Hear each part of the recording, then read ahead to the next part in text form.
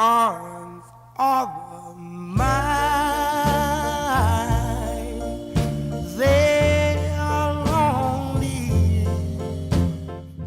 I'm going to attempt to try to explain Jim in 5 words. He was compassionate, courageous, intelligent, selfless, and determined. Passionate, genuine, knowledgeable. Hyperbolist. He was always like, don't let the truth get in the way of a good story. God, he was funny. Funniest person, one of the funniest people I've ever met. Just outrageously funny. I think of all the words, really, is curmudgeon, an erudite, and a friend.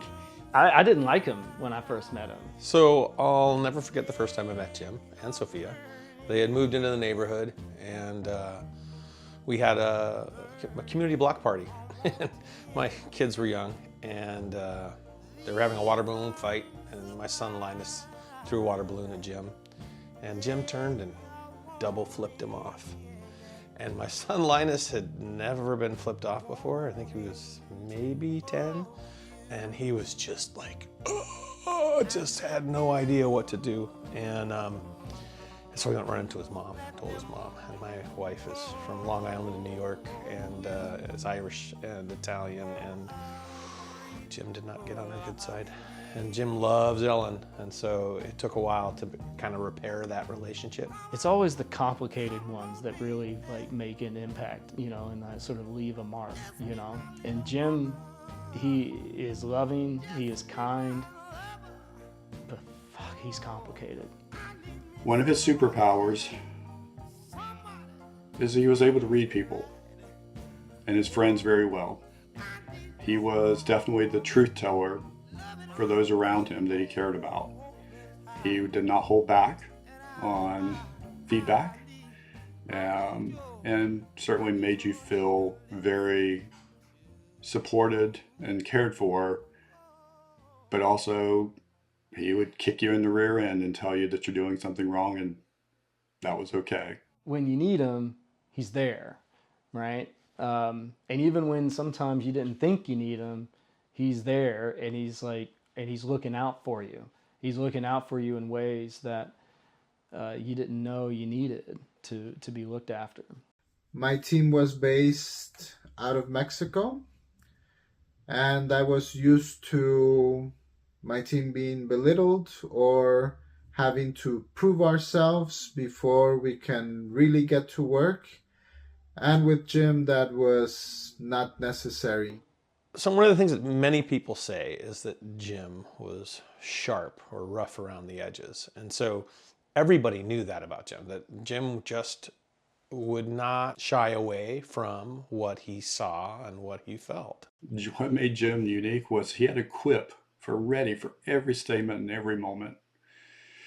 You know, I knew a long time ago that he used deflection. He would deflect from himself. He would deflect from tense moments with humor. Over the course of 2 years in this project, Jim became a mentor to me, someone that I look up to, and a great friend. He would not back down when things looked ominous. Jim was very intelligent. He knew a lot about most things and seemed to have some knowledge of just about everything. He was both hard and soft. He was funny and serious. He was a comic book nerd, but he also could make fun of it and of himself. And he loved opera and art. And he would just go right there, straight to the point, and not, you know, sugarcoat it, if you will. And honestly, that's something I really value. We didn't really feel abrasive as much as it was just him telling me exactly what he thought, which I love. He loved Christmas. He loved giving people things and giving gifts and watching their faces when they got it. And there were many occasions where he gave a gift and somebody would just start crying. I think I really got to know Jim well when the frequency of our travel brought us to Redmond at least every 2 weeks. it became more economical just for us to rent an apartment, corporate apartment together. We were here over a long weekend in December. And we both felt very sad and disturbed that there were still children's names hanging on the gift tree. And we spent that weekend driving around Bellevue to make sure that we found just about every item we could to make sure every child had something for Christmas on that tree. Jim shared with me during that conversation that he knew that that was a moment that we were going to be great friends. That was his biggest thing, was adventure. He wanted to go places. He just wanted to see every place on earth he could. Like, he wanted to, and not just see it. He's like, take me to the places where no one speaks English. Take me to the places where there aren't any white people. Take me to the places that I want to live with the people and live like they live. He really wanted to experience all the ways you could be human. He wanted to care for everybody. He wanted to make sure everybody was doing okay. He wanted to make sure no one was neglected or left out. He was very giving with his time and resources. He once drank blood from a bull in Africa, and he was sick for 3 days. Probably I'll miss the most is probably his stories, actually. If anything, I will say that Jim was one of the best storytellers. He loved to tell stories. I'll miss his stories. I don't know if anybody can tell a story as good as Jim can. He loved just talking to people. He loved spending time with people. I think that was the way that he showed love. He would just sit on the stoop and talk to them every day, just say hi or, shoot the breeze. He called stooping it. He's like, I'm going to go stoop it. He would love sitting out there and tease Ellen across the street about her, her garden. They would, razz one another. I have a little men den in my garage where we watch the Seahawks games and soccer games and baseball. And Jim said that that was his favorite place to be. Like he said, of all the places, he loves the men den. And it was a opportunity for a bunch of guys to get together. A lot was discussed and brought up and learned a lot about each other and yeah, became good friends. I've never met a man so obsessed with heels. He was obsessed with heels, like shoes. Like, not to wear himself, but he just loved women in heels. Dude, you're a walking dichotomy, bro. Like, you're just, you're this like burly southern white man, but then you're obsessed with fucking Batman and high heels. Like, and you take candlelit baths. He is a character, man. So Jim, we'd go to the men den and we'd sit in the garage watching sports and football, and he just knew how to push people's buttons. He would say things and do things just to get people riled, right, on purpose. Like, it wasn't, it wasn't even like he believed it, but he would always say the Seahawks weren't going to do anything, and he would always make jabs at people.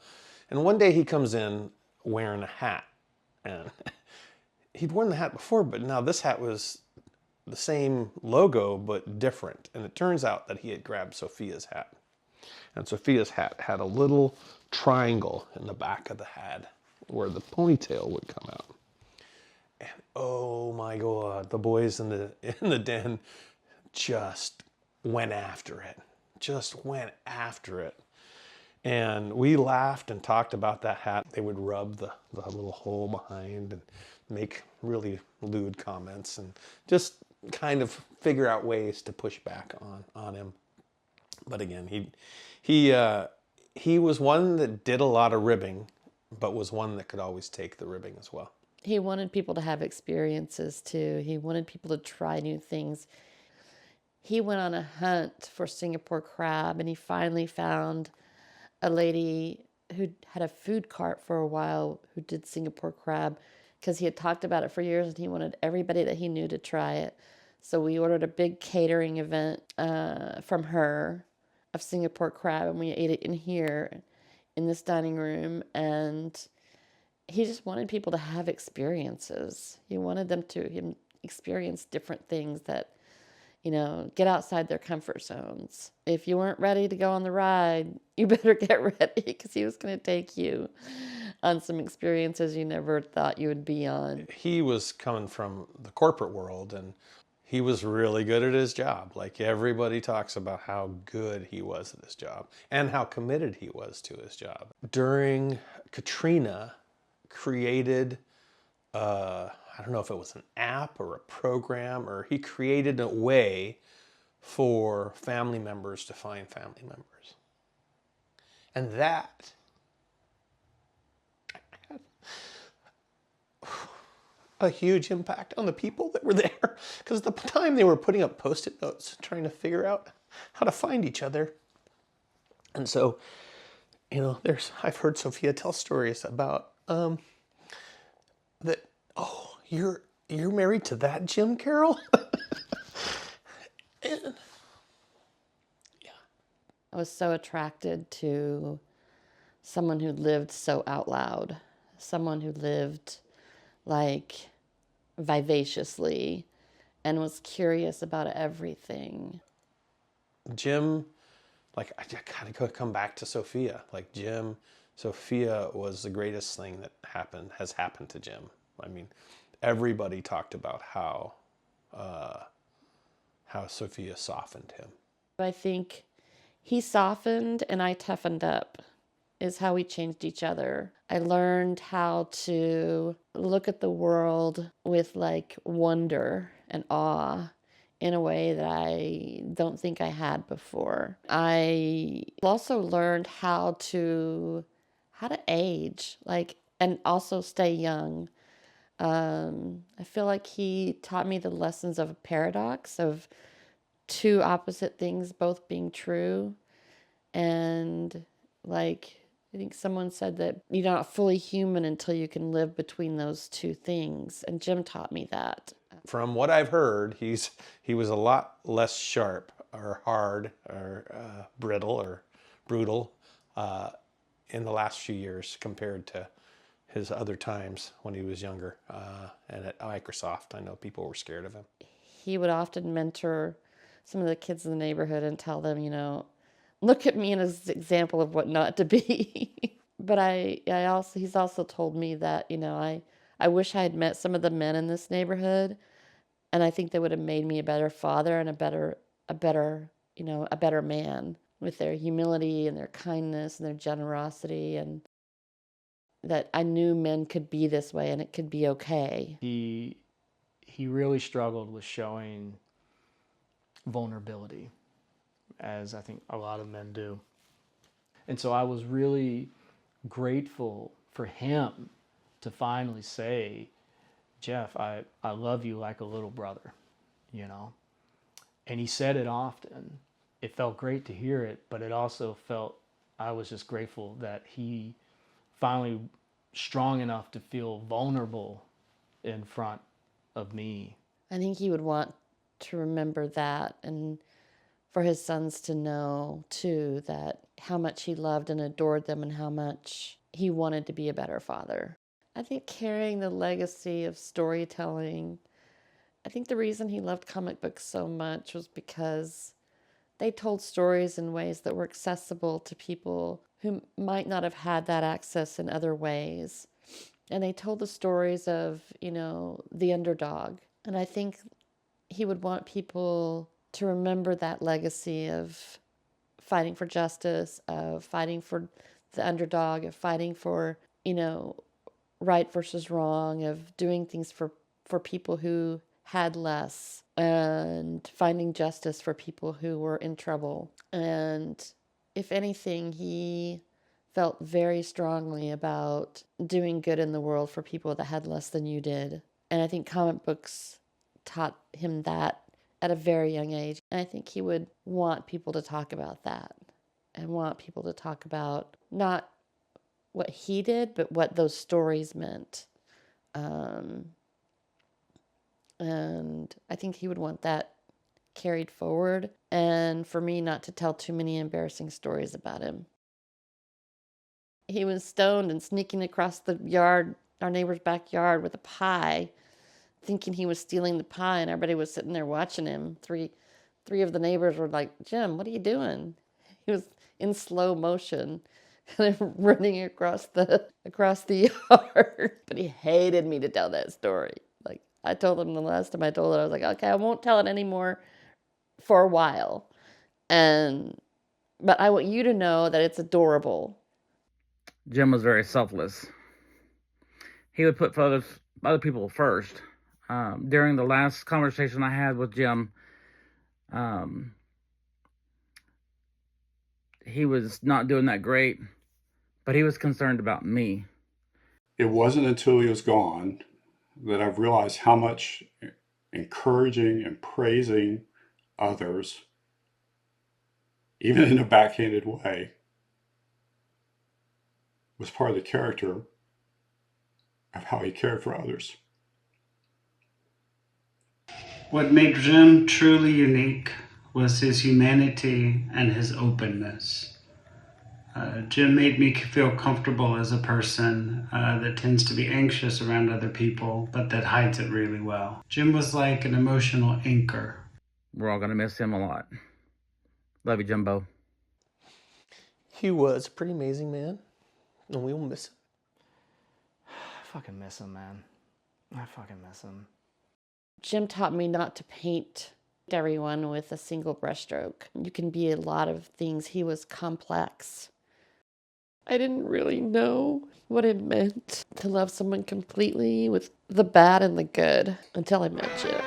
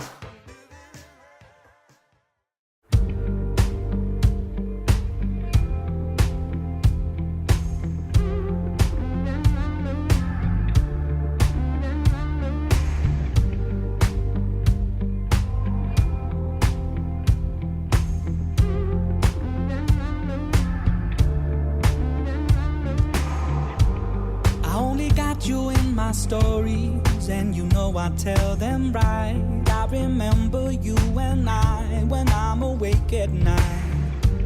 So give it up for fallen glory. I never got to say goodbye. I wish I could ask for just a bit more time. Every step I take, you used to lead the way. Now I'm terrified to face it on my own. You're not there to celebrate the man that you made. You're not there to share in my success and mistakes. Is it fair? You'll never know the person I'll be. You're not there with me. Though I know that you're not there, I still write you all these songs. It's like you got the right to know what's going on. As I struggle to remember how you used to look and sound, at times I still think I can spot you in the crowd. Every step I take, you used to lead the way, and now I'm terrified to face it on my own. You're not there to celebrate the man that you made. You're not there to share in my success and mistakes. Is it fair? You'll never know the person I'll be. You're not there with me. Time can heal your wounds if you're strong and standing tall. I've been doing all of that, it didn't help at all. They say you'll grow older and it'll get better still.